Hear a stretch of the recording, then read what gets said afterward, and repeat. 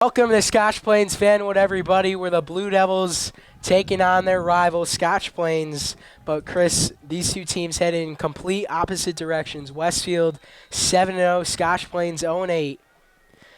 As Westfield will kick this thing off as we are underway here in Scotch Plains. And the kick is muffed near the 5-yard line on the far side of the field. And Westfield's special teams comes up with a good stop. Yeah, Mike, that was great. Great defense there from Westfield. Number 28 of Scotch Plains, Jumar Edkins. He muffed the ball around the 2-yard line or so, Mike, and the entire Westfield special teams unit just got down the field, pinned him back at it seems to be the 10-yard line. So Westfield again getting out to a great start on defense and pin back, and they're pinning Scotch Plains back deep. And Mike, let's see if they can make something out of it. See if they can force another safety this season. The Raiders wearing blue, Westfield in white, Scotch Plains going from the right to the left of your screen. And out comes their junior quarterback who's had a pretty good year. Second year starting at QB under center is the junior Cooper Heisey. He's got 1,670 yards this season, Chris. Mike, that's very, very impressive. Philip Martini, who's another great quarterback. He has about 1,200 this season, but 1,700, Mike, that's outstanding. He's at 152 completions at 270 attempts, 14 TDs with only 5 picks, with a QB rating of 84.3. So he wants to be a little above that QB rating and a little better completion percentage with 56. But, Mike, that's still a fantastic stat number. And, Chris, we were expected to see the star sophomore running back for Scotch Plains, number 24, Alex Asislo, but he's not in uniform today on the near sideline. So it'll be interesting to see who gets the carries for Scotch Plains. A screen pass completed on the far side, just short of the first down marker. And, Mike, speaking of injuries, Ishmael Glasgow out today for the Westfield offense and defense. Star running back, star cornerback. So at running back, it's going to be a little bit of a controversy. We heard that Stevie Barden and Jake Valabera, Stevie Barden, the cornerback, and Jake Valabera, the defensive end. Jake Val's known as one of the bigger guys on the team, and Stevie one of the fastest. So maybe Coach Desarn will try to bring in either a powerhouse back or a speed back to get extra yards on either side of the ball. 3rd and 1 for Scotch Plains on their opening possession. Westfield coming off the bye week 2 weeks ago. They took care of Immaculata. Heisey's pass is complete, and he's brought down right near the marker. And, Mike, that bye week was key for Westfield. Even though Ishmael Glasgow is not back, he still has an extra week to recover without playing. Also, Ben Kelly is back at safety, and that moves Adam McDaniel to corner, who was originally at safety but now filling in for the injured Glasgow. And also junior running back Wandre House, who was out with a broken clavicle, I believe, Mike, is back in there as, I believe, backup running back. And that ball was just inches away, so Scotch Plains is going to go 3 and out and have to punt this one away. It's the junior kicker, Max Toll, does the kicking and punting for the Raiders. Scotch Plains coming off an embarrassing loss at Somerville last week. 2 weeks ago, actually, 63-7. They also had a bye. And here's Jack Shirk on the return into SPF territory down at the 39-yard line. So good field position for Phil Martini to lead this Blue Devil offense, Chris. And, yeah, Mike, this season the Westfield offense has been stellar. Ishmael Glasgow, who is, as I said before, Mike, he's out, but he has 54 total points this season, which is unbelievable. And passing-wise for Phil Martini, he's 78 of 126 with 1,023 yards and 16 TDs. And his 2 favorite receivers, Mike Moriarty and Jack Scher, combined for over 700 yards receiving with combined 13 TDs. So Martini with the pitch.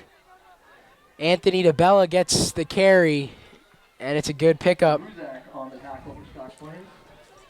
And, Mike, 2 weeks ago we saw DeBella in there getting some time with Glasgow out, and he showed what he's made of. Mike, he got a few extra yards on each carry. We saw there gets 6-yard gain, but that's everything you need, Mike. 6 yards, that's productive. And let's see if DeBella can keep that up for this Westfield offense. Jay Kaplan also in the backfield with Kaplan. 2 receivers to the left. So DeBella gets another carry and picks up the first down. So pretty interesting. We were told we were going to see some of Stevie Barden and Jake Valabera, the 2 athletic juniors, who primarily have played on the defensive side of the football. But it's Anthony DeBella who gets the first 2 carries of this ball game.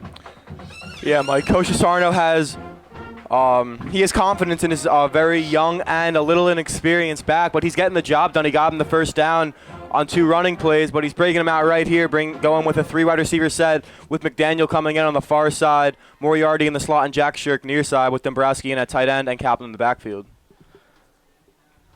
Martini steps back for his first throw of the day, and it's complete for Adam McDaniel. First down and more inside the red zone, down near the 10. It was a great play by McDaniel, bouncing it to the outside. Good stiff arm there for the Scotch Plains defensive back, number 4, Adrian McDonald. And McDaniel broke to the outside, as you said, Mike, in the red zone. This is what Westfield does. Gets great field position, pushes it down the field in a matter of minutes, and they're on the verge of getting a touchdown, Mike. And Chris, you and I, and just about everyone from Westfield and Scotch Plains is expecting a complete blowout today.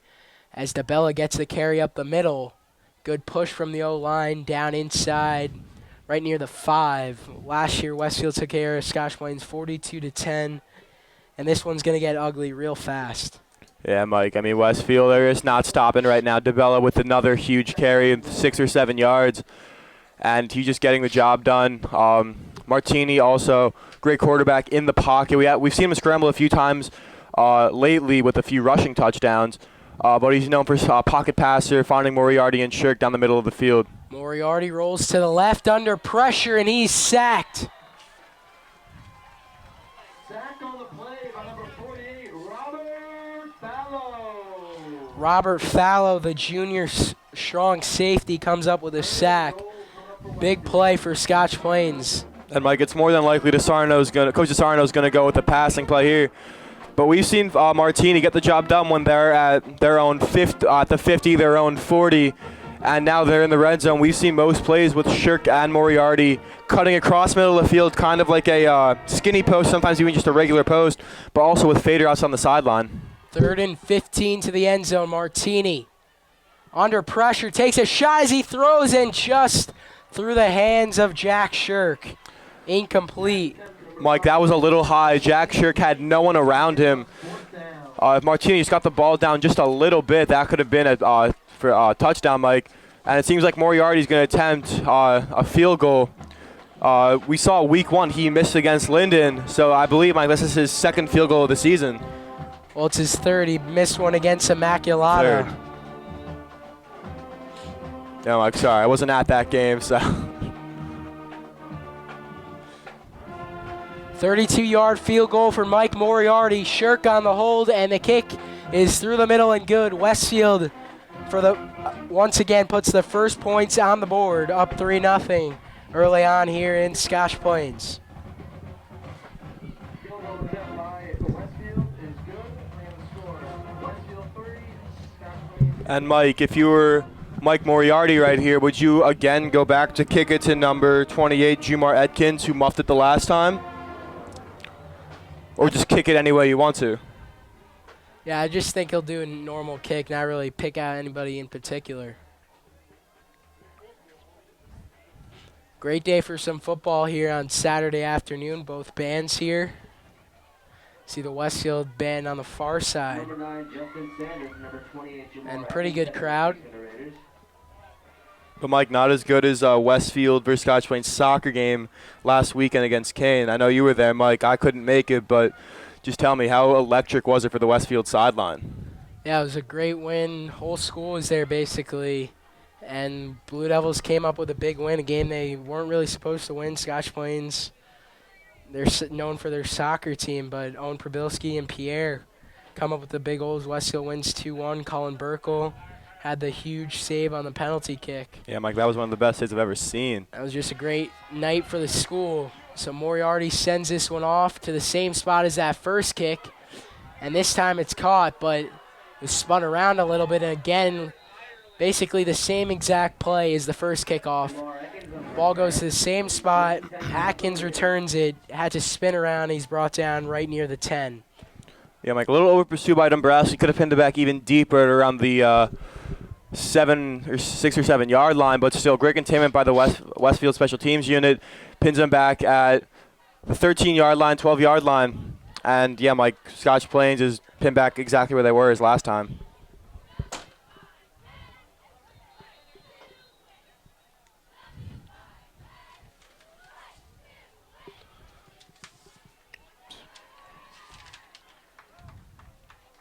Cooper Isaacs' favorite targets to watch out for today.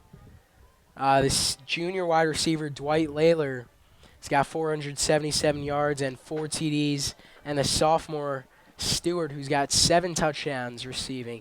Scotch Plains goes on the ground this time. And a bunch of Westfield defenders are there for the stop.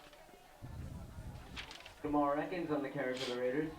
Coming up on 2nd down. And yeah, Mike, this Scotch Plains offense, I mean, they're 0-8, but these stats prove otherwise.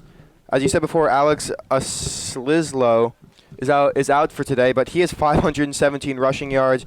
Jumar Etkins, he's 149 rushing yards, and Heasy has 1,700 passing yards, so it's kind of a balanced offense. Isaac steps back, looking over the middle. It's incomplete. Intended for the sophomore Isaiah Stewart. Mike, this is a very young Scotch Plains offense. Many names, have you said, they're juniors or sophomores. So maybe that could be what this 0-8 season's about, Mike, inexperience. Scotch Plains went 1-9 last season, with their only win coming to West Windsor Plainsboro in the final consolation game. Scotch Plains will have another consolation game next week. This is final regular season game. Westfield will begin the postseason next week. They still have that Thanksgiving game later on, but the next 2 weeks will be playoffs. Next week's going to be home. NJSIA seedings come out tomorrow, and that pass is caught over on the near sideline by the junior Jack Lynch. And Mike, even though the Raiders got a first down on that play, Owen Kessler basically trucked over the left tackle for the Scotch Plains.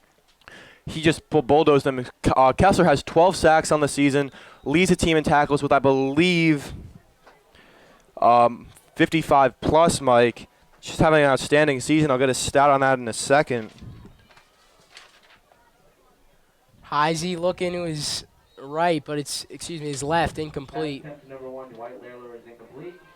And yeah, Mike, Owen Kessler has 56 tackles on the season, beating Drew Ortiz by 1 for the leading tackler. Kessler leads the team with sacks also. I believe he's got 12. Had a couple against Immaculata, a couple big ones.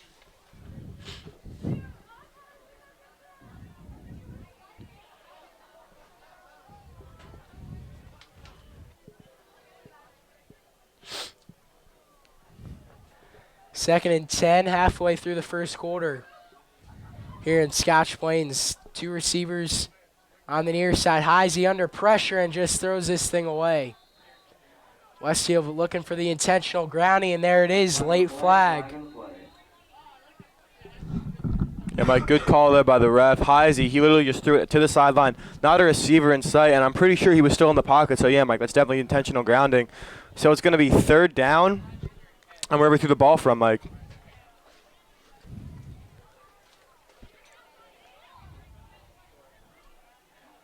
Kessler, Marr, Gagum, and Jake Thal, the usual front 4, just having a tremendous season for Westfield. Ben Kelly, the safety, senior safety, is back after missing 2 games. Yeah, Mike, that's a big loss for Westfield with him out, because he's one of the hardest hitters on this defense. I mean, safety, you have a lot of momentum building up to tackle a guy, and he's doing exactly that. Say wide receivers run down the sideline, running back cutting through the middle. Ben Kelly just lowers his shoulder and pops him. I mean, that's what Westfield missed, their big hitter on defense. Yeah, Kelly missed the Elizabeth Immaculata game. The junior Adam McDaniel filled in and did a really nice job, though. Kelly back there, and it's actually Jake Dan who's also playing safety. Man in motion, gets the ball. For Scotch Plains, it's Justin Sanders, but he's quickly brought down. Good defense on the far side from Westfield. Brings up 4th and long for Scotch Plains, and Max Toll is going to have to punt this one away deep in his own territory. And Mike, again, Westfield's getting the job done on defense, pinning them back deep. I mean, look where Shirk is right now, Mike, at Scotch Plains' 36-yard line. So either Toll's going to kick this one far and make Shirk run for it, or it's going to be a dribbler right in front of him, and Shirk's going to have a lot of room to run.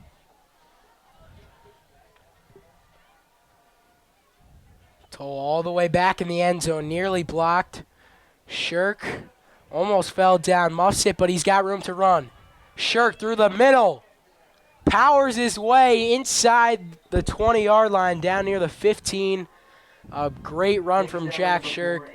And we've seen this time and time again, Chris. Westfield's defense comes up with big stops, pins the opponent back deep in their own territory, and then Jack Shirk, he starts his return from the opposing 40, opposing 35, and it just makes it so easy for this Westfield offense to score points as there's an injured Raider down on the field.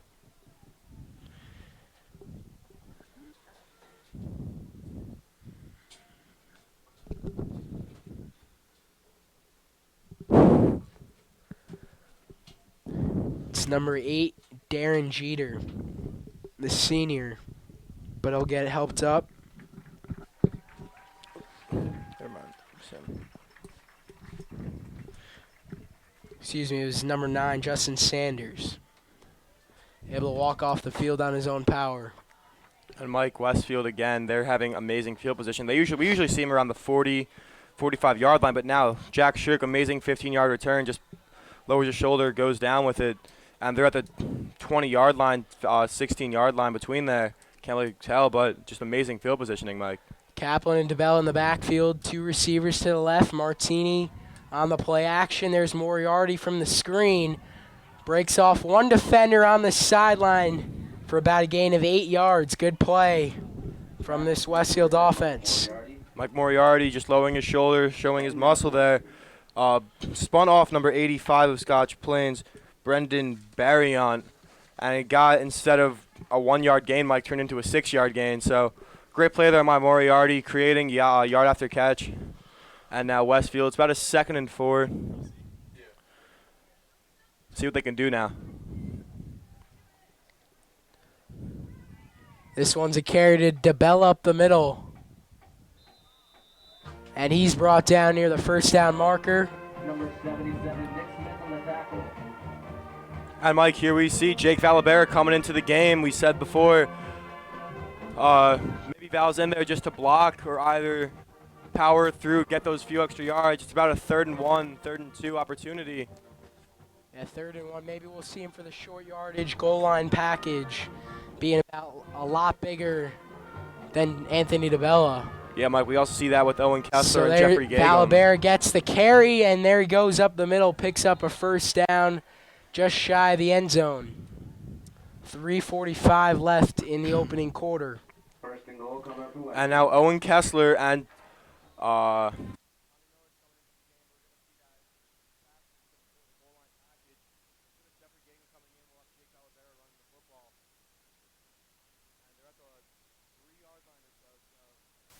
probably punch it in right here. And off to Jake Valabera, and he walks into the end zone. Westfield up 9-0. Good run from Valabera. Number 22, Jake Valabera. I believe that's Jake Val's first varsity touchdown with his time being and playing on varsity, Mike. Usually we see him at D end. Probably expect it's going to be a pick 6 fumble recovery right there, rushing touchdown. Congratulations, Jake. Moriarty comes down for the point after.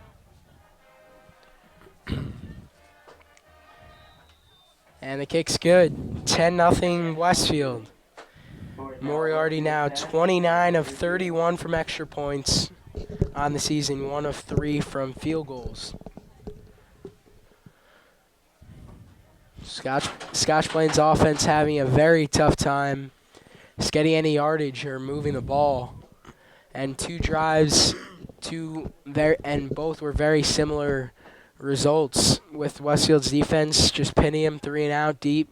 Great field position from the punt return. And on the first drive, Scotch Plains came up with that big sack to force the field goal. This drive, Westfield punches it in with the junior Jake Val. It's definitely going to be important, Chris, for Westfield to get their star running back, Ish Glasgow, healthy. Got hurt in I believe it was towards the end of the first quarter 2 weeks ago at home against Immaculata. Yeah, Mike, it was his foot, right?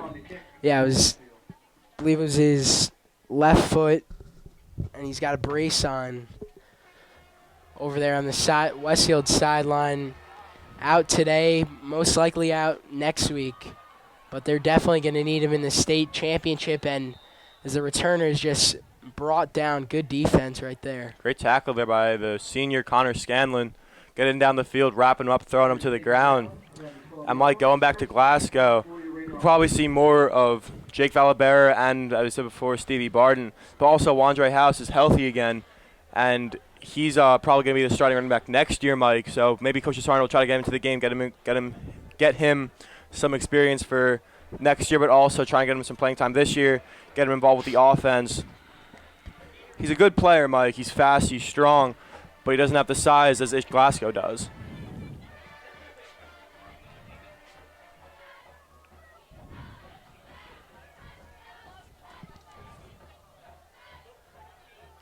Scotch Plains keeps it on the ground.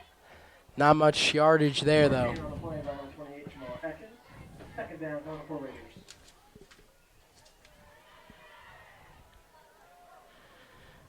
It was Jamar Ekins on the carry. Only 5'7", the senior plays. Returns kicks, running back, and a safety.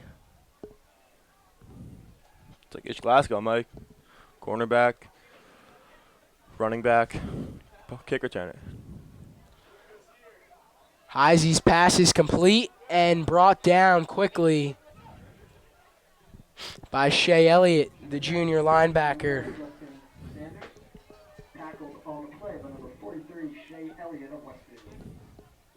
Nebraska coming in for Valabera here, Mike. Seen that most of the time this season. Nebraska getting involved along with Will Schwartz. Just shows the depth for the defensive line. Most teams don't really have that extra star player to get the job done, but Westfield does. That's why they're one of the best teams in the state, ranked in at number 13. They've really hung around that 14 spot. This week they're at 13. Heisey on 3rd and 6, drops back. Kessler falls down, and Heisey just scrambles out of bounds. He had Drew Ortiz chasing him. And just the theme continues in this opening quarter. Westfield's defense just not allowing Scotch Plains to do anything. And Shirk again will just stand at SPF's 40-yard line. Mike, I'm pretty sure Scotch Plains hasn't even had above 20 yards throughout 3 possessions through this game. They've been pinned back at the 10, the 13, and about the 7 or so, Mike. High snap. Toll nearly blocked. It was blocked. And it'll be down at the 22-yard line. Good special teams from Westfield, but just a poor snap was really the reason for it. Yeah, Mike. Toll had no time to kick that ball. I'm pretty sure it was Ben Kelly off the edge blocking that. Good to have him back. I mean, he's about 6'2", 6'3", so he's got the height, he's got the long extension to block that kick. Does it right there, and Westfield again gets a starting field position at a great spot in the field. SPF's 20, just like they had last time. And last time, Mike, they got a touchdown. And with the game going in their favor, it's probably going to happen again. It was the sophomore Zach Zimmerman long snapping for Scotch Plains. Stevie Barden in the backfield. He gets the pitch to the left side. Picks up the first down. Barden still on his feet. And brought down just inside about the 2-yard line. Good run. Yeah, Mike, great run by Stevie Barden. Yeah, Mike, great run. He was at the 22-yard line, breaks it to about the 2. Great 20-yard gain. Just shows how explosive Stevie is. We've seen him at a cornerback tracking down the football. It just shows he shows his speed there, shows it here. And now Westfield, once again, they're going to punch it in, and they're probably going to go up 17-0. Like Moriarty can stay hot with going 30 for 32 on extra points. First and goal from the 2. Stevie Barden gets the carry this time, and he's into the end zone. So first Jake Val, now Stevie Barden. Doesn't matter who. Westfield in complete control, up 16-0 here in the first quarter. And Mike, once again, like Val, he walked in. Stevie, he just walked in right there. Didn't have to put on the afterburners, try to bulk up or anything, put it into the end zone like that. Literally just had to do 2 side steps and he was in. Just shows Westfield either their blocking is amazing or Scotch Plains, just their defense isn't too stellar. Irish Mike for the extra point, and he drills it to make it a 3-score ball game at 17-0. And if you look at their schedules, Chris, it has just been complete opposites. Westfield has blown out everybody, except for, I guess you could say, Elizabeth, 13-7. But even then, Elizabeth's touchdown came in garbage time in the final minute. Scotch Plains, some of these blowout losses, 38-7 loss to Linden. Westfield beat Linden by 30. They lost to Cranford 40-14, and as we mentioned earlier, 63-7. Scotch Plains lost to Somerville. They got killed by Rawway 54-35. It's just been major rebuilding mode. They're 1-19 their last 20 ball games. They went 1-9 last year, 0-8 this year, about to be 0-9. It's a lot of rebuilding. Yeah, Mike, it's a For tough head time to coach be a John Raiders Stack. football fan. So Moriarty will kick it off. 1:13 left in the opening quarter, and that kick goes out of bounds. So Scotch Plains will get better field position here But Mike, is for it the me? first time today. Is it me or is Mike Moriarty dead accurate when he kicks the football? 4 times he kicked the ball. All 4 of them have been right at the left pylon. 3 of those 4 have been in play and pinned Westfield back at the pinned Scotch Plains back at the 10. But now that one just hooked a little bit too far to the left.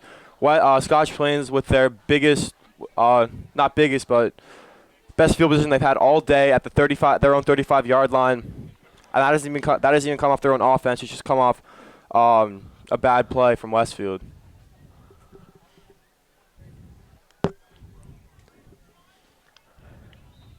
And Moriarty's been a huge weapon for Westfield. 3-year starter as the place kicker. As the scoreboard has gone off here at Scotch Plains, they keep it on the ground, and it's a big hit on that far side. Tough to see the numbers from our location here. But yeah, Mike, that entire Westfield middle linebacker position is filled up with big guys. We got Shea Elliott, Jake Dayon, Joe St. Giacomo, and the biggest of them all, Drew Ortiz, with 53 tackles on the season. I mean, as a junior, that's extremely impressive. A first-time starter, even more impressive. You're just having an outstanding year. He already has 1 pick, and he's on his way to bigger and better things, Mike. Heisey fakes, looking deep. McDaniel in coverage, and it's just over the head of the intended receiver, the sophomore Isaiah Stewart. Good matchup to watch out for today. Number 2 of Scotch Plains, Isaiah Stewart, and number 20 of Westfield, Adam McDaniel, going head-to-head. And, Chris, a lot of these guys know each other very well, being from the opposite town, whether it's playing PAL football together or against each other, playing basketball, baseball, lacrosse, any sport. Yeah, Mike, Good Westfield's percentage of these guys know each other and are friendly with each other. Yeah, Mike, Westfield's been playing Scotch Plains since travel even started for them. Yeah, as you said, they're probably friends. Could be enemies on the field, friends off, but either way, yeah, they've known each other for such a long time, and they're here again playing each other today. Izzy under pressure, and Nick Marr comes up with a sack, and he just got through that Scotch Plains offensive line quickly. No block And Mike, for the Raiders. Just too easy for Nick Marr, the senior. Big part of Westfield's defense last year and having a great senior campaign. And Mike, the 20 yards that Scotch Plains had originally just dropped down to 13 with that 7-yard sack from Nick Marr. Things are just not going Scotch Plains' way right now, Mike, and it's just going to get uglier throughout the game as the first quarter's winding down. And the snap goes into the end zone, and there is a safety, Mike. Just another bad snap. Scotch Plains just really struggling here in their second to last game of the season. Another poor snap from Scotch Plains. And Mike, going into the second quarter, West will get the ball back from a place kick. And It is now 19-0. And Mike, I'm pretty sure this is one of the biggest leads Westfield's have going into the second quarter. Yeah, the past 2 weeks they've been actually held scoreless in the first quarter. But not the case today here in Scotch Plains. The Blue Devils up 19-0 over their rival Scotch Plains Fanwood. We'll be right back with high school football on BDTV. Scoreboard. Harrison.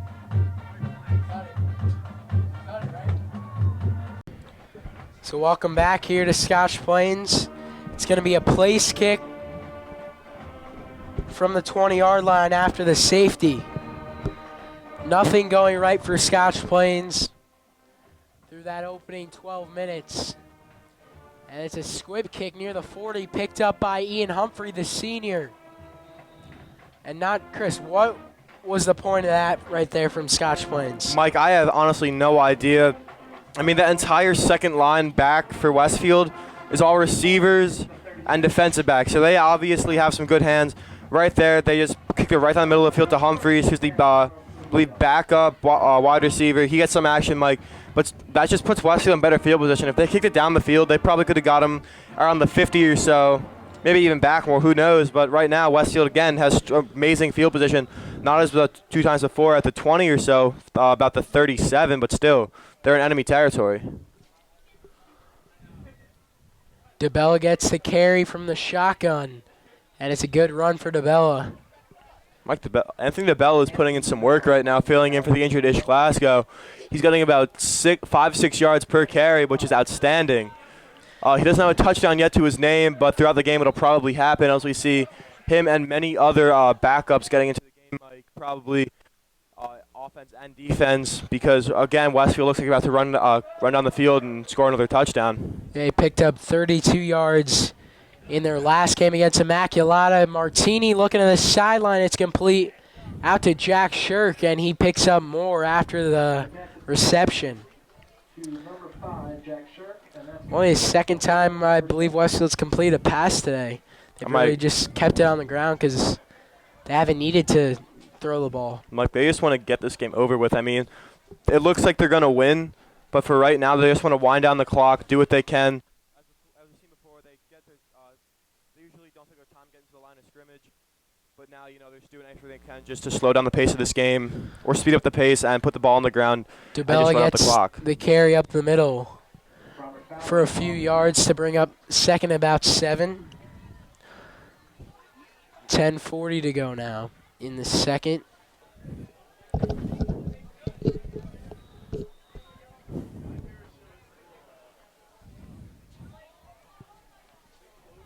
Moriarty on the near side. Dombrowski lined up on the left at tight end. Jack Shirk on the far side. Kaplan in motion. High snap. And again, it's DeBella. This time, not much room to bring up 3rd and 4. Stop by a host of rated tacklers. Now we'll bring up 3rd down.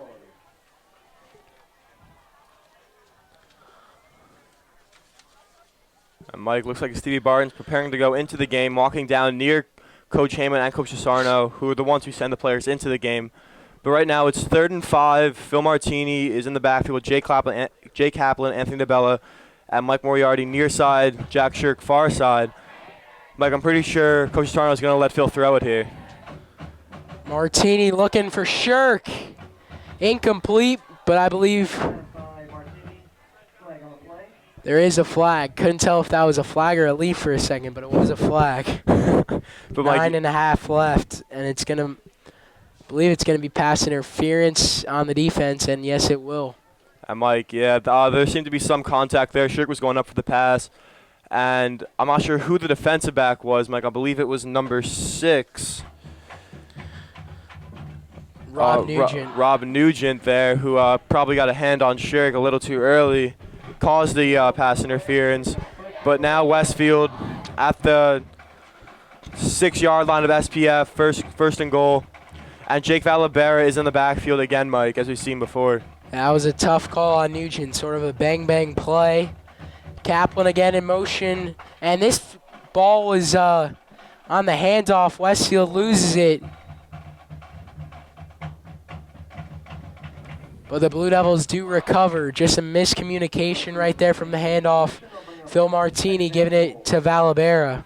Yeah, Mike, but we'll probably see that. Jake Valabera, not little, minimal experience in the backfield. It was probably going to happen some point during the game. Thank God it happened now for Westfield. Don't want to turn the ball over too much. But that's just a hiccup for Valabera. We know he's a great athlete. We know for next time he's going to hold on for the ball. And that just brings Westfield back about a yard or so, Mike, to make it Second and 6. Again, a bit of a high snap. Valabera into the end zone for his second touchdown of the afternoon. Westfield up 25-0. Great play there by Jacob Valabera's second varsity touchdown of the season, of his career, as I should say. But now Westfield going back to the scoreboard with this extra point there from Moriarty. It'll make it 26-0 with 8:48 to go in the second quarter, or even in this first half, Mike. It's just going to be an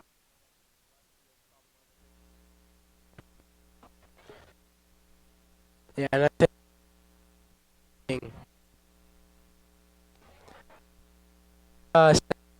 teams players really as drills it to make it 20-0. And Jake Valabera is such an athletic kid. Started this year for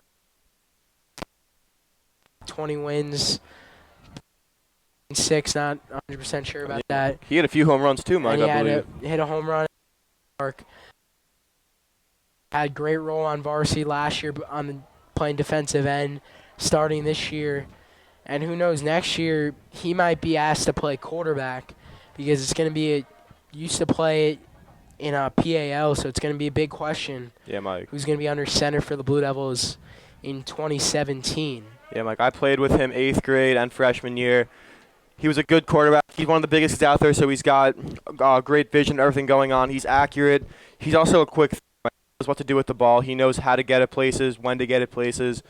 And next year, yeah, it's going to be a bit of a dilemma because you're going to have Hank Shapiro, a rising sophomore, who's a great quarterback, led his PIL team to 4 straight Super Bowls or championships, however you want to call it. But there's also Matt McIntyre and Jacob Salzer, who are the backups now for Philip Martini, and they're only sophomores, rising years. Yeah, we've seen Salter a couple times this year when Westfield's had big leads, and Westfield almost recovered that kick, sort of a pooch kick, and then took a back the opposite way towards Westfield, and they almost fell on top of it. Yeah, Mike, how crazy would that have been? Westfield getting the ball again deep into the enemy territory. Just almost crazy. The returner, I believe it was again Jumar Etkins, who almost fell on that ball. But Westfield's special teams unit almost got down there, and if they got down there and recovered that ball, Mike, it would have been 33 to nothing with much time left in this first half. Jamar Etkins gets the carry up the middle. Connor Scanlon and Drew Ortiz on the stop. Drew Ortiz, middle linebacker, having a tremendous season. Westfield. Yeah, Mike, a game against Basking Ridge. I believe he had 14 total tackles, Mike. That is just unheard of. He had that one pick against Linden, and from there it's been a stellar pace. I mean, just averaging, I believe, 8 tackles a game. And he's got 27 solos and 53 total tackles. Was the athlete of the week, first week of school. Again, it's Jamar Etkins on the carry. And again, Westfield's defense just not letting the Raider offense go anywhere. Yeah, Mike, right now Westfield is just beating up on this Scotch Plains offense and defense. Can't really get anything to go for them. And Mike, as I said before, they had 20 total yards this game, gaining 7 back again right there, making it 3rd and 3. But Westfield has over, I believe, like 200 this game, Mike. It's just everything's going south right now for Scotch Plains and everything going up for Westfield. Etkins, for a 3rd straight play, is brought down to bring up 4th and short. So Max Stoll and Scotch Plains will have to punt it away again. And Chris, we predicted earlier on Dovefield, 56-0. And so far, it could be worse. Westfield up 26-0. And it's not even it'll be interesting to see what Coach Chisarno does with the starters. Yeah, Mike, I'm pretty sure they'll pull him out after the next touchdown or maybe even on this drive. That kick from Toll goes into Westfield territory. Flag is on the field. Flag on the play. It's going to be on Westfield. Yeah, Mike, number 8, On Connor Scanlon yeah. for a illegal block in the back, most likely. And, Mike, I'm surprised that Coach John Stack is not utilizing Cooper Heisey as much. I mean, he has over 1,600 yards passing, on the verge of 1,700, and he's only going to his running backs with Jumar Atkins, and that's not really getting the job done. Maybe at the second half, beginning of the second half, he'll utilize Cooper a little bit more, maybe throwing the ball more. But right now, Scotch Plains needs another way to score some points, Mike, because right now everything's going down the drain. And for the first time this afternoon, Westfield has normal field position in terms of football. Normal field position for Westfield's near midfield. This time it's Definitely, Mike. at their own 27. So maybe see Martini take some shots down the field with Shirk and Moriarty. McDaniel hasn't been on the field that much today as a receiver. And Dabrowski yet to be targeted. Kaplan with no carries. It's a pitch to DeBella on the far side. Good run for DeBella. Brought down near the sideline. Number 32, Anthony DeBella on the run for Westfield. Pick of about Down. 5 yards. And yeah, Mike, here's a story about Anthony DeBello. Started playing, I believe he was the 3rd or 4th stringer for the freshman team. Played a little bit more. Now he's a starter on varsity as a junior. It's probably going to be a little overwhelming for him, but he's getting the job done, Mike. What do you think about him? Yeah, he's having a really good game so far today. And we saw him once Glasgow went down against Immaculata. It was DeBella coming in, and he had some big runs. As again, he powers there for the first down. And yeah, Mike, what I'm seeing with DeBella, he's not cutting left and right trying to break tackles. He's just keeping the legs churning, getting the first down, not quitting on the play. And that's what getting him these extra yards, because it looks like the Scotch Plains defense is just giving up as soon as they're making contact, or just giving equal force. DeBella's pushing him forward. The O-line's getting in there, pushing him a little bit more. And that just got him a first down. But now we see Stevie Barden in the backfield. And before he had a touchdown, Mike, let's see if he can break one and try to get another. 5.5 left in the second quarter. Almost lost it on that handoff. Barden is brought down by the legs by number 72, Mosey. And Mosey slow to get up. Great stop at number 85, Brandon Barriott. Brandon Barrion also on the stop. Here comes the junior Adam McDaniel, number 20 in white. Barden comes off. As we saw when Westfield played against Immaculata, we saw that jet sweep. Yeah, I was just going to bring that up. Mike Moore, we saw it against Elizabeth and previous games, but it just never worked against Immaculata. They executed it perfectly. Screen to Jack Shirk. Over midfield to Scotch Plains 40. Jack Shirk. Nice catch and run from the screen. Jack Shirk on the reception. And, Mike, when in doubt, give it a Shirk. I mean, he has more yards receiving than anyone else on the team, more touchdowns. He got 7 on the season, and he's broken many tackles. He's gotten huge gains for Westfield. He's having a great year. And with his speed, Mike, it's just so effective right there. He just broke through 2 tackles, not by trucking someone or putting a little move on him. He just literally ran right through him, breaking off someone's hands, and they got him a huge first down. Here's the fullback, Jacob Kaplan, up the middle for about 4 yards. But Westfield just chipping away. And Scotch Plains defense just cannot get off the field. Westfield scored on every possession today. Mike, I hate to bring this up, but do you by any chance know what the mercy rule is for the Westfield high school football? Because I remember when they were playing Watchung Hills, they had to keep the clock rolling because they were beating them 34-0. But now Westfield up 26-0. Who knows, Mike? They might have to do that again. Just the clock would run at 35. Moriarty brought down. That has to be a horse collar. Right in front of the official. They don't call it. Yeah, Brought Mike. down near the neck, and that's just a dangerous play right there. Yeah, Mike. I mean, I'm surprised the ref didn't call anything right there because, I mean, He was right. yeah, McDonald, he literally just wrapped his arm around not McDaniel, Moriarty, and threw him to the ground. That can cause serious injury. And the main priority for refs is to keep the player safe, and right there, that was just unexcusable. Especially keep the players safe in a rivalry game that's just a blowout. 3 minutes left now. Kaplan finds a hole up the middle, first down, shakes a couple tacklers. And there is a flag down in the Westfield backfield. We'll see what the call is And, Mike, you talking about as Martini communicates with DeSarno over there. you talking about things getting a little heated between these two rivalry teams. I know last week that there was some trash talking between both teams as usual, but there was also some fights that broke out as well. So I know that maybe there's a little more security here than there was last week because a few friends of mine in school, they were a little injured. But, I mean, it's just a rivalry game. People don't have to stay under control. But with Westfield racking up points, I'm pretty sure Scotch Plains is feeling a little disrespected right now.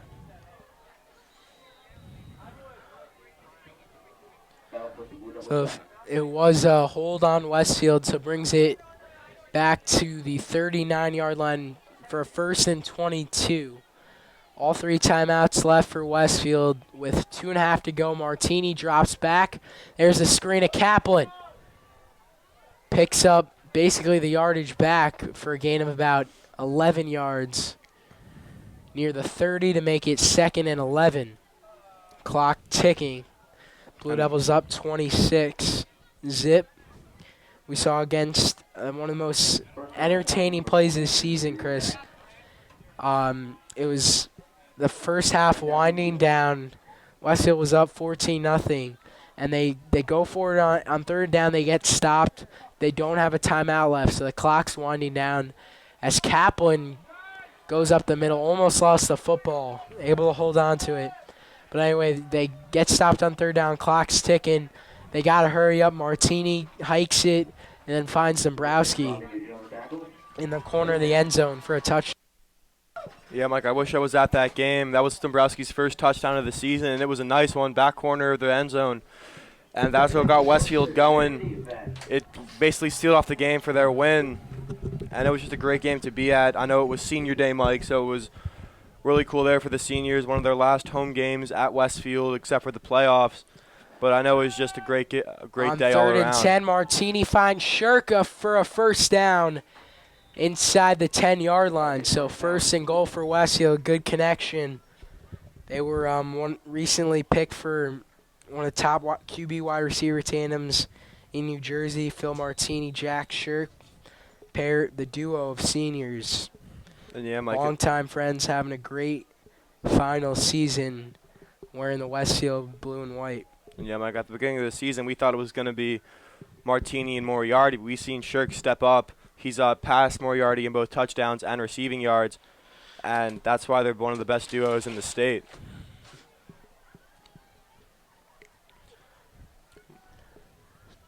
So 2nd and 7 after that play, and as the clock ticks, Westfield will call timeout. And that's a timeout taken by Westfield. And Mike, right now, if I was Coach Asarno, I would say put it in the end zone on this play right now. I wouldn't want to get those extra few yards and punch it in. I would do it right now. You have 4 great receivers on this roster with Moriarty, Shirk, McDaniel, and Dombrowski. Let them do the job, or give it to Bella, who's been getting the job done all day, or Stevie Barden, or Jacob Falabera, because they both have touched onto their name without having 2.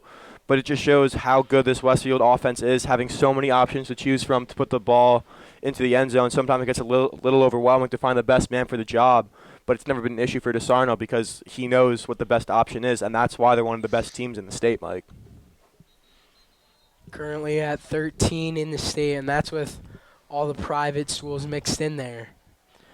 It's very hard for a public school to get inside the top 5. Bridgewater, I believe, is at 11, or they were either 9, 10, or 11. We'll Westfield will most likely see Bridgewater in the state title game. Yeah. 2nd and 5 here for Westfield.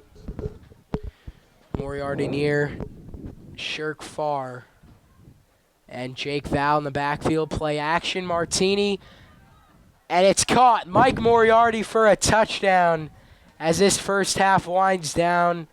Makes it 32-0. Number 10, Mike Moriarty. Blue Devils could not have asked for a better and more productive first half. I mean, Mike, Phil Martini is just having an unbelievable season. He's now at 17 touchdowns, and Mike Moriarty ties Jack Shirk for leading receiving touchdowns with 7. Just having a great season overall, both these kids, along with Jack Shirk and all of this Westfield offense, just can't be stopped, Mike.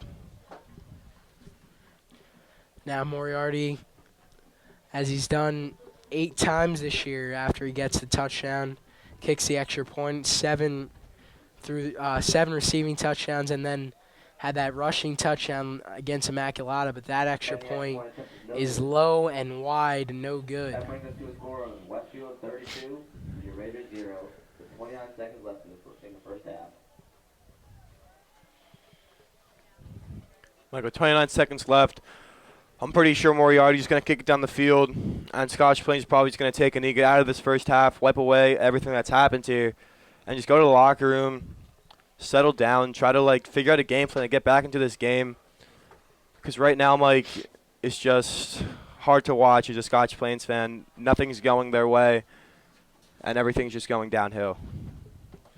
Number 9, Justin Sanders. And Chris, for these seniors, it's just got to be so difficult each and every day at practice.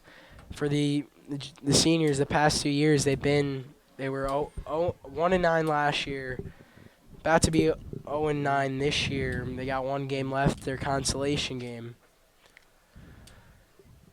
and they just have been a struggle all 4 years of their high school football career. While the other side, Westfield, just having a lot of fun out there. See Kyle Dombrowski, number 7, dancing. And Moriarty will squib this one. Returned at the 23. And brought down. That was number 11, Spencer Vaughn on the return. Spencer Vaughn, the senior, with the return on that kickoff. 21 seconds, and as you said, probably just a good idea to snap, take a knee, go to the locker room, and just try to get something going in the second half. Doesn't look like it, Mike. Cooper Heisey's lined up in the pistol with Jamar Atkins in the backfield, and everyone's lined out wide, so maybe he'll try to chuck it down the field. This time it was a low snap. Atkins not going anywhere. I don't see the use in that play, Mike. Maybe just to see if they could break it or something, but other than that, nothing really happened on there. And they'll let the clock run out here in Scotch Plains. Blue Devils up 32-0, well on their way to their 21st consecutive win and trying to improve to 8-0 this season. We saw a lot in that first half, Chris. A bunch of guys get their first touchdowns of the year with the new running backs, Jake Valls and Stevie Barden. And then at the end, Phil Martini finds his buddy Mike Moriarty for the touchdown. What are your thoughts on that first half overall? Mike, honestly, Westfield, they just got to keep this up. They're probably going to bring in some new faces we haven't seen too much this season. Probably some backups. We'll probably see Ethan Bandelli in that corner, Jason Casa, Aiden Bolin at wide receiver, Jake Salter, and Wandre House at quarterback and running back. But right now, Westfield, everything's going their way. They're cruising, Mike. And that's all you want right now for this Westfield team. 32-0 at the half. We'll have the second half of Westfield Scotch Plains high school football coming right up on Blue Devil Television. Welcome back here to Scotch Plains as you get a shot of Wexler Field, home of the Scotch Plains soccer team, and Westfield returns the kick. And it was a squib kick, and they'll start off again with great field position at the 40. Michael Leonard alongside Alex Kingsley here in the second half. Chris Witzel talking in the first half. And Alex, just a complete blowout between these two rivals in that first half, 32-0. Westfield scored on every single possession. Now they start out with the ball here in the third quarter.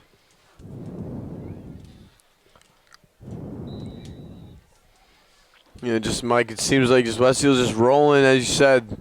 They haven't had to give up a possession yet, scoring on all of them. Just rolling. There's a pitch to Barden on the far side, and he's sprinting for the first down. Barden, foot race to the end zone. He's pushed out of bounds inside the 20. Stephen Barden, having an excellent ball game and a nice carry right there. Oh, certainly. He's definitely got the speed to, get past the Olin defensive line. And like you said, it was just a foot race to get out into the end zone right around the 20-yard line. And, Stephen Barden just going as far as he can, get as much yards as he can. But yeah, as you said, it looks like the play's going to be recalled. Must have been holding or something. I'm not exactly sure what the call was, however. And that's a deflating penalty right there for Westfield. They would have had the ball inside the red zone at Scotch Plains 18 instead. Ball's at their own 29. And Alex, if you're Scotch Plains head coach, John Stack, what do you tell your players right now? Because it's just got to be so deflating for these guys. 1-19 in their last 20 ball games. 1-9 last year. 0-8, about to be 0-9. How do you get these guys to come in and still play every single day? I think you just have to treat every game just like it's a new season. You got to start fresh. Like you said, they're 1-19 in the last 20 games. It has not been a good few years for the program, and they just have to kind of battle at each game. It's they're not they're losing by a lot, and I just think that the program needs some help. As I don't know if we've talked about, but there was the recruit Rashawn Gary, who was actually originally from Scotch Plains, but of course went to private school. Analysts are saying that he's going to get drafted top 5, possibly even number 1. So if the program had guys like that, I mean, this they could be a powerhouse and possibly even beat Westfield. Martini will scramble for a few yards. And going back to those big-time Scotch Plains players, it's been pretty common the past decade. Alex, I know you and I know the Gibbs brothers and family very well. Ashton, Sterling, TJ, all tremendous basketball athletes and all played major Division I schools, but none of them all grew up in Scotch Plains. None of them attended SPF High School, all went to Seton Prep. And they just lose a lot of players like that. And they just need to do something to change it. Yeah, it's almost like a model it's been for the, I would say the past 10, 15 years. In the late 1900s, I guess you could say, this wasn't the case. Whatever high school you went to, whatever district you went to that high school. You only really went to private school if you had the money to really go there or you wanted a better education. And, you'd always see that, teams would be just a lot better before because the players would be homegrown. They'd stay in the towns that they're from. It's just, different mindset these past few years. Guys, want to be as good as the players they can be, go in the NFL, play in college. They need to start fresh and, start at a really good high school. And I guess, the public schools can't really do that compared to the private schools. And on that last play, Martini threw it behind the line of scrimmage to Barden, who dropped it, then fell on top of it. So Dombrowski comes out for Westfield's first punt of the day, and it takes a Scotch Plains bounce at midfield. So now Cooper Heisey and the Raiders come out for their first drive of the second half. They got some nice field position, ball directly at the 50. Yeah, it's just not much of a rivalry anymore when Westfield's just consistently, the past 4 years now, just annihilated this Raider football team. Soccer, though, completely different case, always back and forth, close games. Yeah, I mean, it just kind of depends on the sport. Overall, we talk about basketball, you could even say, is a little closer, but usually Westfield comes out on top. Swimming, Westfield almost always beats Scotch Plains. Tennis the same way. I mean, I can go on and on with the sports, but it's soccer. Soccer's their highlight. And and this that year pass is complete over the middle for a first down, and Ben Kelly lays out a huge hit on Justin Sanders. Biggest play of the day for Scotch Plains. But as I say that, the receiver just caught that pass. Justin Sanders limps off. And it doesn't look good for Mr. Sanders right there, number 9 in blue, near sideline, about to take his seat on the bench. Yeah, and just to finish my point from before, just soccer's Scotch Plains sport, and that's one they could really compete with Westfield. Even though Westfield actually won more games than lost against Scotch Plains, that's a different story. Heisey keeps it and throws the screen on the far side for a Scotch Plains first down. Anthony Porter, the 5'5 sophomore, getting involved and picking up the first down. Yeah, I mean the only good thing I could see that comes out of getting blown out in games like this is being able to try new things, try new plays, get players that don't necessarily play, that start or play as often, get some reps out there, carries, passes, depends how it is. But there's just a lot you have to solve to get wins, and obviously Scotch Plains has done a very good job of that over these past few years. Heisey throws complete and wrapped up by Shea Elliott for no gain. Isaiah Stewart, another sophomore receiver for the Raiders, on the catch. Yeah, no, I think we were talking about this last year in basketball, actually. It seems like Scotch Plains really relies on their younger guys to get the job done. And some of these guys out here on the football field, Cooper Heisey, big part of the Scotch Plains basketball team. Tommy Drubelis, the point guard for Scotch Plains, he's on the football team but is out with injury today. And also their star running back, Alex Slislow, who's a sophomore at 500 yards, is out, and that pass is complete again to Porter and picks up some good yards. Anthony Porter, he gets inside the 10. 3rd down and 3 coming up. Nick Morrow will come out for this 3rd down. 3rd and 3. Heisey is a big athletic quarterback for Scotch Plains. That's 6'4", and he could run the ball too. Heisey with 43 rushing yards this year, had a lot more last season. Yeah, Heisey hands it off up the middle,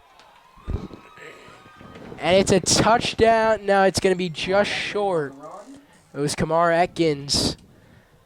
Ball down at the 1-yard line. Yeah, and I think the balance, especially for Heisey, between basketball and football it keeps him agile. You can argue he plays. He's a bigger guy, so he's gonna play power forward, center in the basketball team. Those guys aren't necessarily the fastest or the quickest. So with the balance between the running of both the football and basketball, it keeps into a very athletic state, stature-wise, and he's definitely able to move around, and his footwork is nearly perfect. Heisey will keep this one, but Westfield's defense stops him and just pushes him back 5 yards. Jake Dayon, Drew Ortiz, Stevie Barden just shows the toughness and strength of this Westfield football team right there.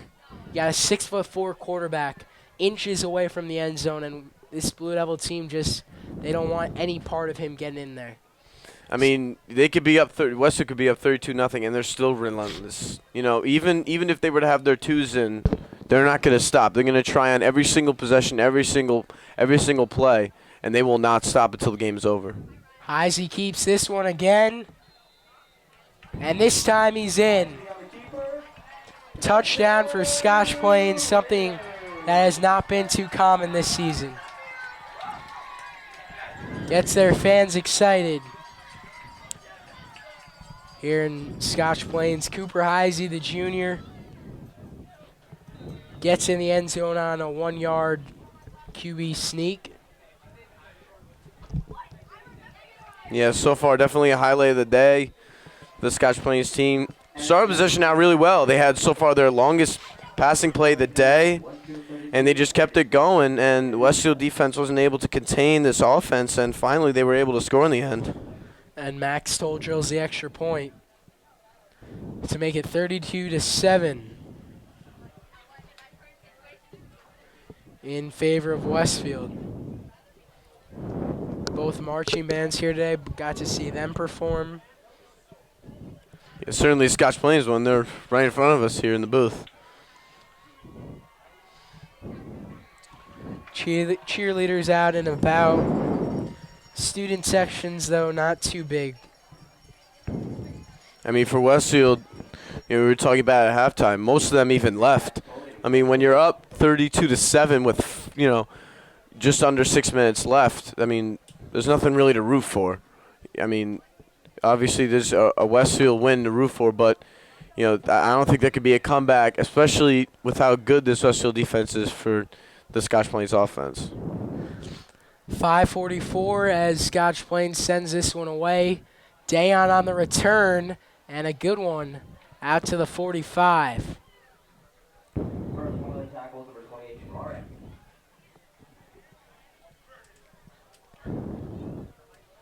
Dan's been playing some safety this afternoon for Westfield.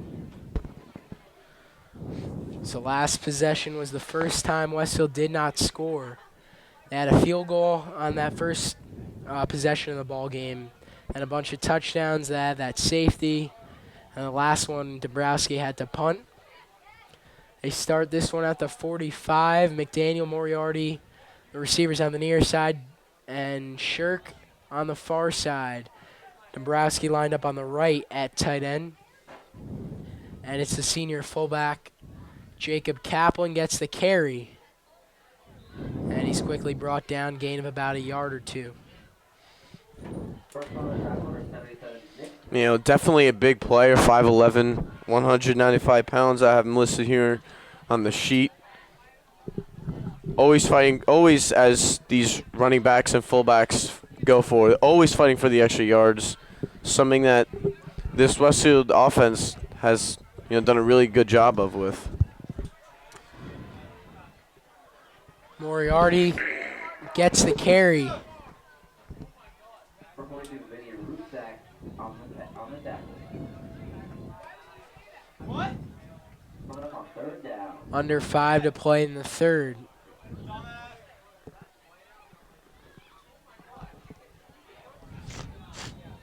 Let's make some noise for your Raider defense. 3rd and 7 for Westfield. On the near side, sorry, Alex, that corner playing really close. It's Adrian McDonald right on McDaniel. And let's see Martini looking for Dombrowski. A lot of contact and 2 flags come in.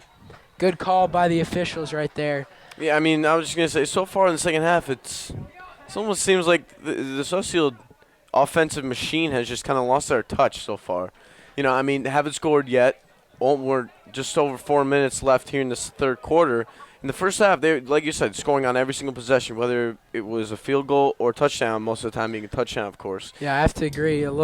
Maybe a loss of a sense of urgency right now for the team, and you can expect that because being up by such a big lead, and obviously you don't want anyone getting hurt for the postseason, which starts next Saturday at 1 o'clock at Gary Keller Stadium.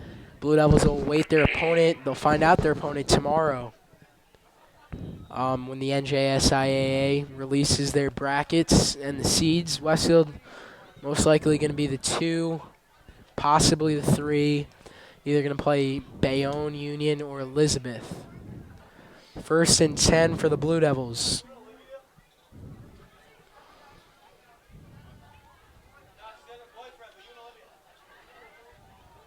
There's Barden, gets the carry, and he's got room and picks up about 8 yards. Good run for Stevie Barden.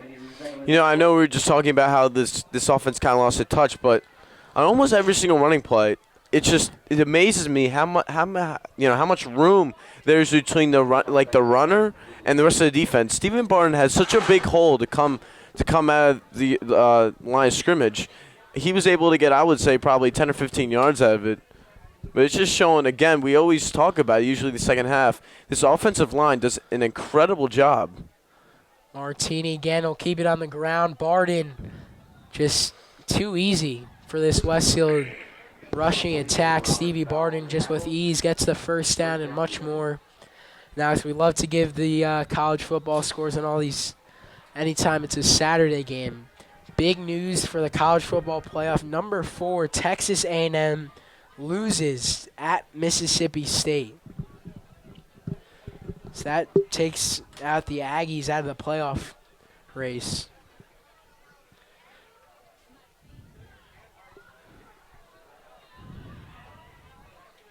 Martini rolls to his right, looking for Jack Shirk. It's caught and pushed out of bounds before he was about to get in there. Down right about the 5-yard line. Caught it again, talking about fighting for the extra yards. Was able to get, I would say, about 3 or 4 extra yards on the ground. And just again, this Westfield offense not being able to be stopped. Keeping on going. You know, sometimes we see, sometimes we would see this Westfield offense goes very quick, but usually they like to take these long offensive possessions, 4 or 5 minutes apiece. Martini hands this one off to Kaplan for a gain of 2.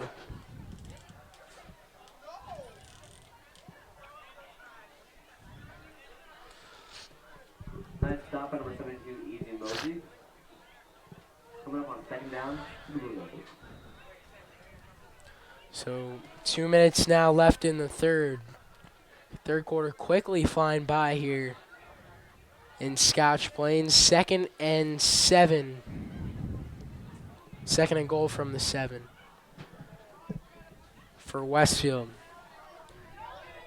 Pistol formation, Valabera in the backfield, high snap.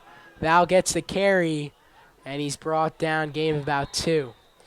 You know, Mike, we already know Valbert is such an athletic kid. It just, again, showing the next man up mentality that this Westfield team has. It's just something about it that when somebody gets hurt or they can't play, the next man up always does an amazing job of filling the shoes of the guy before them. Valbera, we talked about obviously Matt Verano being hurt, and like you were saying before, just last week, Glasgow was hurt, and now Jake Valbera and Anthony DeBell were taking the carries. Valbera mostly in the red zone, and just again doing such an amazing job. Minute left in the third. 3rd and goal from the 5. Martini keeps it up the middle. Touchdown, Westfield. Phil Martini with another rushing touchdown, his 3rd of the year, showing his athleticism as Westfield is now in front 38-7 late in the third quarter. Mike, I think this game was a blowout as the start of the second quarter even started. When it was about 25-0. It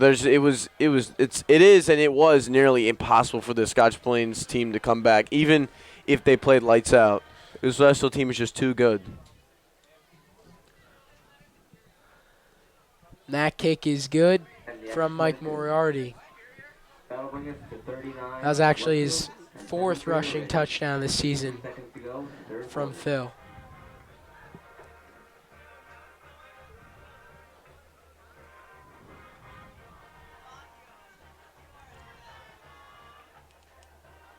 Westfield band still playing as their team's up by 32. Not sure what's going on with the Scotch Plains band. Yeah, I mean, it's almost nothing to play for, really. Only have 1 touchdown score. Westfield's got everything to play for. Up 30, has 39 points.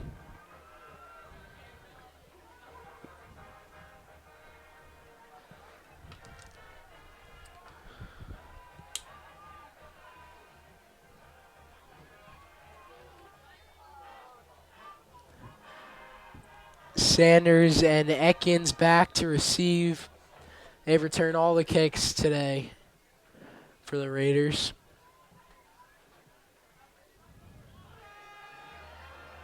Swib kick, though. And this one taken from the 20 by Jack Lynch.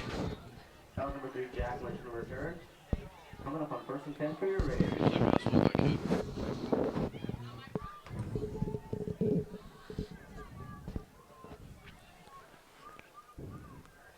And it looks like Westfield's going to keep that core 4 defensive line out.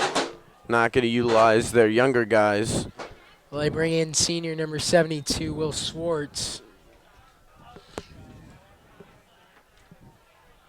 Defensive end.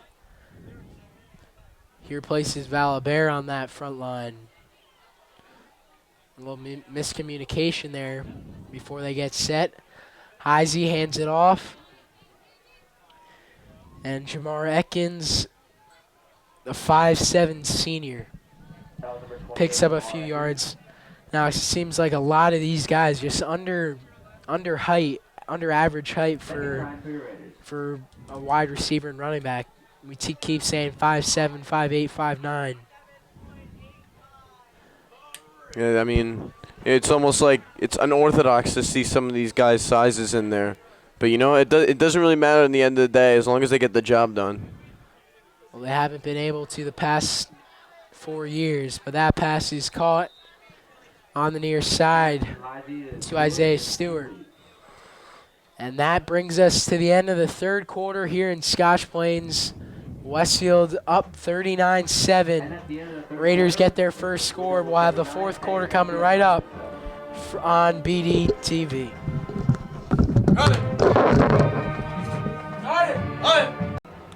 Welcome back to Scotch Plains. We showed you soccer field earlier. There's the home of Scotch Plains Fanwood Baseball. As we get set for the fourth quarter of action, Westfield up by 32. Heisey. Pass is complete. Nice catch. Had to stretch out there. And the pass completion number 2, Isaiah Stewart. It's Isaiah Stewart. And that'll bring us for a Raiders first down.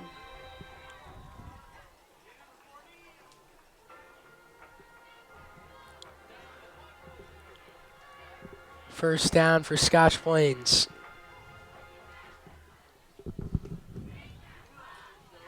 Looks like Kyle Dombrowski's even going to get some reps at defensive end. Pass is complete on the screen. Dayon and Dombrowski come up with the stop. Anthony Porter is complete.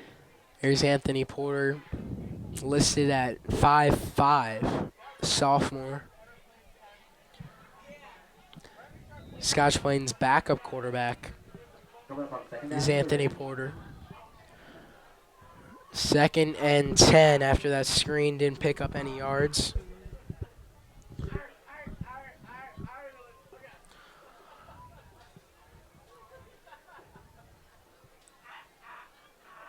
Should be a great environment next week at Keller as Westfield hosts the first round of the state playoffs. Heisey's throw is complete, and then the receiver, Isaiah Stewart, who we've called his name a lot today, just slipped over on that turf, and number 42, Vincent Rusick, 5'9" fullback, limps off the field. The Scotch Plains offense just trying to get something done here. There's not a lot they can do. But as we said all game, Heisey's done a pretty good job at quarterback. It's more just of the offensive line trying to contain the defensive line, which is really hard to do for any team. 39-7 the score, and that pass deflected by Kyle Dombrowski. Dombrowski using his size there. Yeah, really just slapped that one out of midair. At 6'4". Big kid. And forces Max Toll to come out again for a Scotch Plains punt.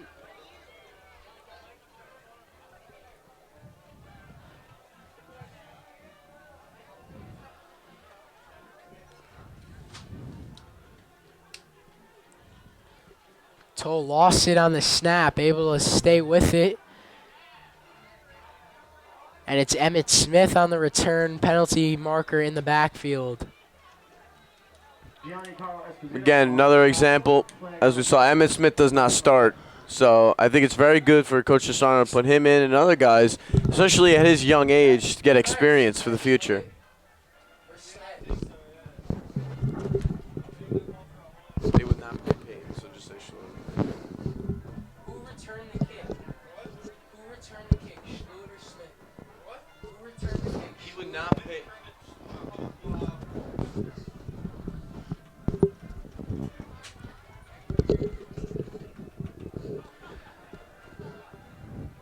was a hold on Westfield, so negates the return out to the 24. All the coaches wearing that tan color today for military appreciation, and all the veterans. Veterans honored at halftime. And Veterans Day coming up later this next week. Kaplan is wrapped up right away. Looks like this Scotch Plains fan with band starting to get some life again.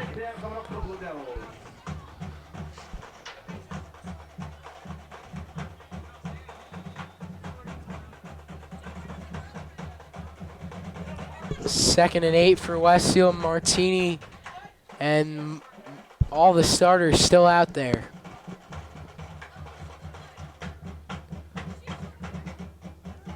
Screen pass to Jack Shirk. And Shirk picks up a first down and more near the 40-yard line. You know, Mike, it seems like he's one of the players of the game today, definitely. Every time he got the ball, creating something really, not necessarily nothing, but just getting extra yards than probably expected.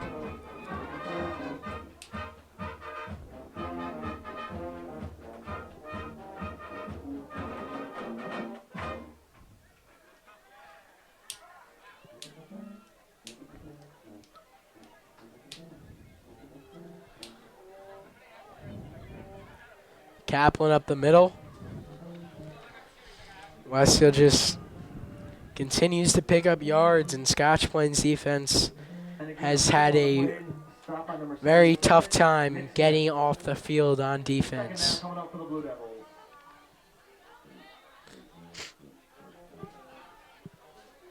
Picked up 5, so 2nd and 5. 8 minutes left in this one.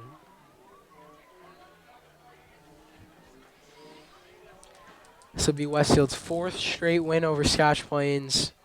SBF last one in 2012, as there's a flag. Moriarty was in motion, and it's a false start on the Blue Devils. As I was saying, Westfield will make it 4 in a row. 4 in a row against Scotch Plains. 21-game win streak overall. Scotch Plains' last victory against Westfield came in 2012. Right here in Scotch Plains, 10-2 final score. Another flag. And again, it's a false start. So DeSarno's not going to be too happy with that. Back-to-back false starts, loses Westfield 10 yards of offense. Yeah, you don't want to see those errors in necessarily garbage time. You want to, at this point in the game, you want to use this time to your advantage. Like I said before, work other guys and also to fix some kinks and errors this team has. So certainly something like that is going to make, as you're right, Coach, extremely mad. Here's Barden on the carry. And Barden, out of all the running backs we've seen today, Alex, Kaplan is a power guy at fullback. Valabert, really strong, really physical, really tough. But the thing I notice is Stevie Barden, just the speed he has once he gets that football. Yeah, I mean, right out of the backfield, he's just going as fast as he can. I mean, he's probably going 15, 18 miles an hour, extremely fast. And like I was saying before, the offensive line, as we said before, doing an incredible job. So once he gets the hole, he just can keep going as far as he can. 3rd and 10. 3 receivers set. Martini looking, and believe that pass was caught. Scotch Plains saying it's incomplete, but it was caught by number 2 senior Thomas Vasillo. First down, Blue Devils. Good catch by Vasillo. Was diving on the middle of the field, makes the catch. Be interesting to see if there was replay to see if that ball hit the ground as he was falling. But no replay in high school. Westfield no huddle. And Kaplan's brought down quickly. Yeah, quick running play up the middle. I'm sure we're going to see that a lot more than the passing game here.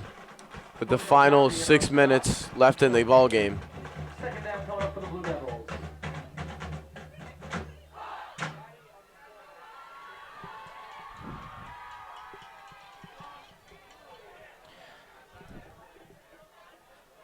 Westfield just sort of taking their time here today in the second half, I should say. In no hurry, no need to be up by 32. So just been not a lot of action in the second half as Martini scrambles, picks up 4, and then is tackled out of bounds. Martini on the scramble out of bounds. Robert Fallow forces him out. I think it's something that's it's a good quality quarterback. When they can't necessarily rely on the passing game, they can run it as well. We talk about how in the running game specifically, when the quarterback isn't passing that well, the running game can kind of like support the quarterback and take, as I've said before, the weight off his shoulders. But when the quarterback has a running game, I feel that that's also just like a third weapon you can use to get this offense moving.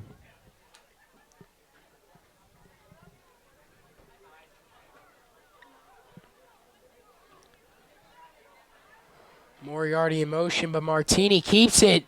First down and more. There goes Phil Martini. Still on his feet. Loses the ball at the end. Fumble on the play from the Martini scramble.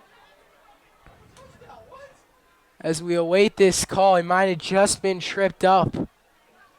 At the 1, and it's a touchdown. Ruling on field is a touchdown. Phil Martini with a long rushing touchdown. What a play from the senior quarterback. Just having some fun against his rival Scotch Plains. Yeah, I was literally just saying before that play, triggering that third weapon he's got, be able to run it up the middle, dodging a bunch of tackles. I would say he probably could have been tackled 6 different times, but none of them worked except in the end when he threw it down the end zone.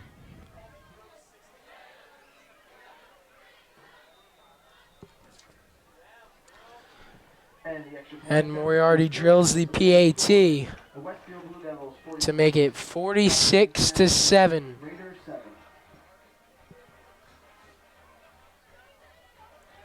Just a little bit off on our prediction at 56-0. So 4:40 left.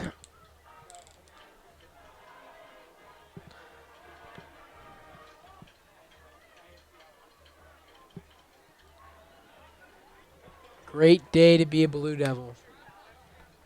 46-7, 8-0, 21 consecutive wins dating back to 2014 Thanksgiving Day. Just a great, incredible job Coach Sarno has done with this program.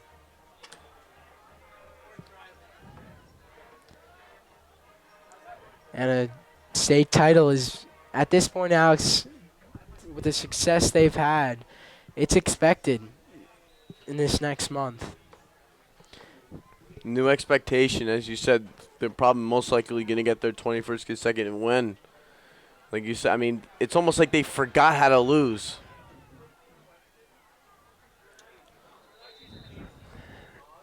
Return out to the Raider offense comes on the field here. First and 10. around the 25. Under 4 clock is ticking. Westfield up by 39 points.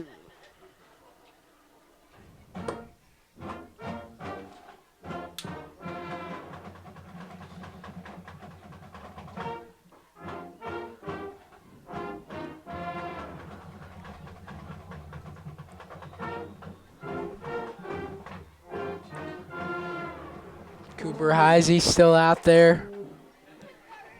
And he'll hand it off. And brought down on the carry. Jamar Ekins on the very nice run. Some good moves to bring up the second down. Jamar Ekins Gain of 6 on a play by Ekins.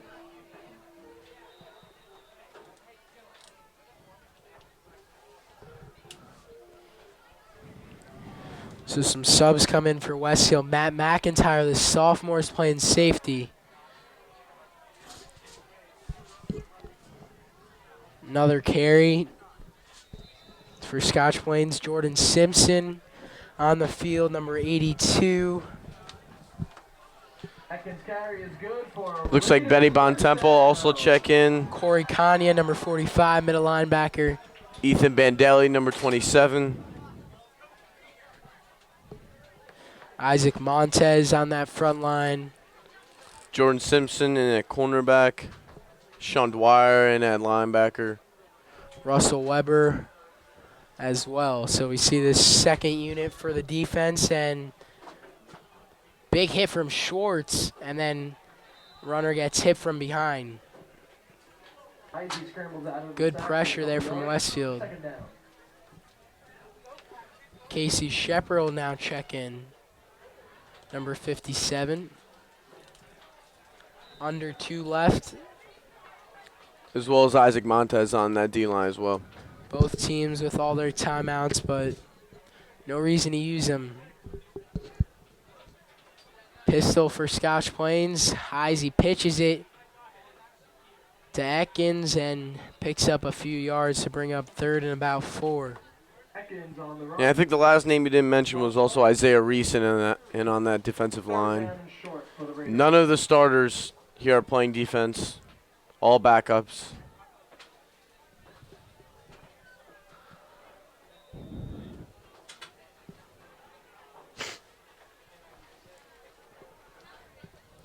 It's definitely going to be interesting to see when the seedings come out tomorrow, Alex, because there's been talk that Westfield's going to get the 3 seed, which would just be absolutely absurd and they would give Ridge the 2 when Westfield crushed Ridge 35-21.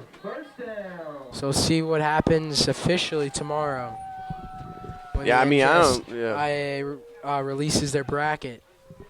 I don't see why Westfield, couldn't be the 1 seed as well. Bridgewater Raritan expected to get the 1 at 9-0. That playoff, not the playoff game, the Thanksgiving game kind of hurts Westfield in the PowerPoint system because it doesn't count for the PowerPoints because it's after the seedings come out. Bridgewater took care of Elizabeth Thursday night. They're at 9-0.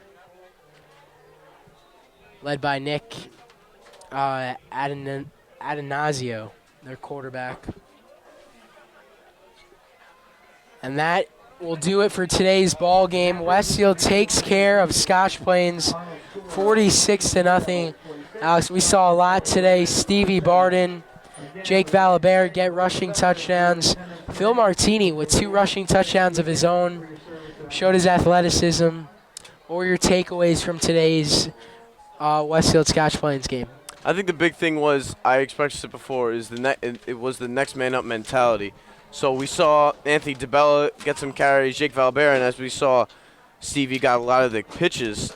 And Stevie Barton, I talked about how I didn't see why Ishmael Glasgow couldn't have been the wide receiver last year, but I don't see why Stevie Barton couldn't have been a running back this year. Played incredibly well this game so far, and as it comes to an end. But just coming out of the backfield, especially, we always talk about with the help of the offensive line, it was just limitless with the amount of yards he could have gotten. Just how fast he is and how quick he is to put moves on guys and just bring it right to the hole. And that wraps up our coverage today. We'll be back in action next week as the Blue Devils return home for the first playoff game of the year as they await their opponent. From our entire crew today, from BDTV, Chris Witzel, Alex Kingsley, I'm Michael Leonard saying so long from Scotch Plains. Westfield again takes care of Scotch Plains. Final score 46-7 in favor of the Blue Devils. See you next week, everybody.